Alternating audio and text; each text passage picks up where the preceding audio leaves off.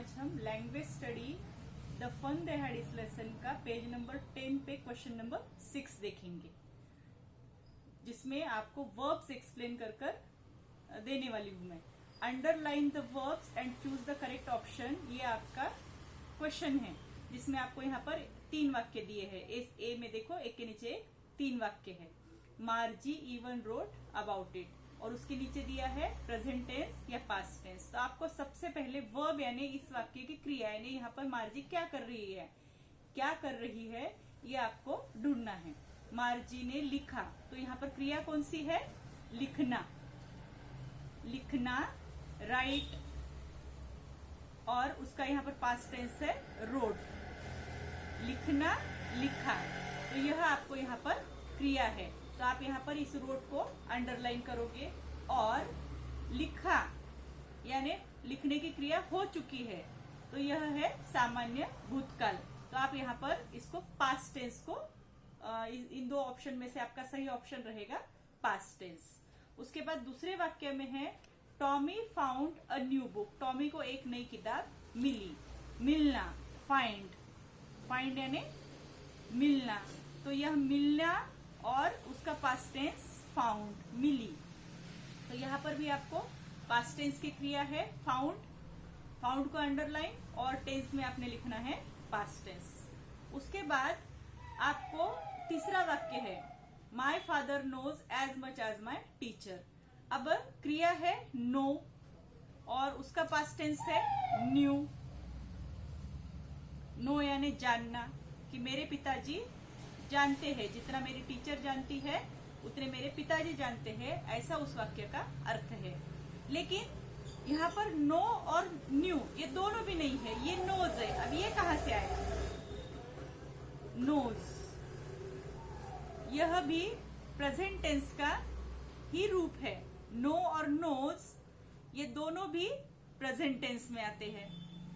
फिर इनका उपयोग कहाँ और क्यों करना है अलग अलग, ये हमको देखना है। ये दोनों भी प्रेजेंट टेंस है। फिर ये प्रेजेंट टेंस में ही अब नो कहाँ लेना है और नोज कहाँ लेना है। तो देखो आई, ही, आई या यू, मैं और तुम, इनके साथ हमको लेना है नो। और ही, शी और इट यानी कि थर्ड पर्सन सिंगुलर कहते हैं, तृतीय पुरुषी मैं और तुम छोड़कर तीसरा कोई, उसके बारे में जब हम बात करते हैं, और वह एक होना चाहिए, अनेक नहीं, एक, तो वहां पर हमको क्रिया को यस प्रत्यय लगाना पड़ता है, ये ध्यान देना है। लेकिन तीसरा भी रहा, लेकिन एक से ज्यादा हो गए, जैसे दे है, यहाँ पर मैंने लिया दे, अगर आया तो दे के साथ फिर से नो आएगा। केवल आपको ही, शी और इट के साथ ही क्रिया का तीसरा रूप लेना होता है प्रेजेंट टेंस में। अब आपको मैं एक काम दे रही हूँ, वह ये कि आपने क्रिया लिखना है।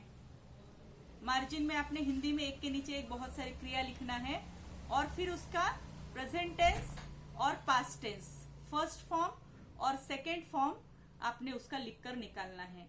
क्रिया में आपने यहाँ लिखा खाना, तो तुरंत यहाँ पर आपने लिखना है ईट, और ईट यानी खाना। जैसे मैंने कहा मैं आम खाती हूँ, आई ईट अ मैंगो, और आम खा लिया, हो गया खाकर, तो आई एट अ मैंगो। यहाँ पर क्या लिखेंगे हम? आई एट मैंगो, ईट, एट। इस तरह से आपने एक के नीचे एक क्रियाओं की लिस्ट बनाना है। खाना, पीना, ड्रिंक, ड्रिंक का पास्ट टेंस ड्रैंक, सिट बैठना, सैट यानी बैठा। इस तरह से आपने लिस्ट बनाना है। अब इसके लिए आप क्या करो कि इस पार्ट के अंदर जाओ। पढ़ना, लिखना, ये 2 और क्रियाएं लेती हुई इधर। पढ़ना, रीड। अब रीड को हम लिखने को पास्ट टेंस में भी रीड ही लिखते हैं, लेकिन पढ़ने को रेड पढ़ते हैं, ये आपको मालूम होना चाहिए। आई रीड अ बुक यानी मैं किताब पढ़ती हूँ। आई रेड अ बुक, मैंने किताब पढ़ी। लिखना तो अपना ऊपर हो ही चुका है, राइट, और उसका पास्ट टेंस रोट।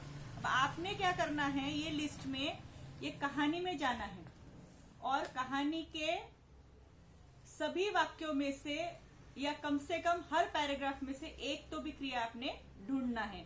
ये रोट और फाउंड तो अपना हो गया। अब यहाँ पर है वॉज, तो वॉज का प्रेजेंट टेंस है इज, और वॉज यानी था, है और इधर था।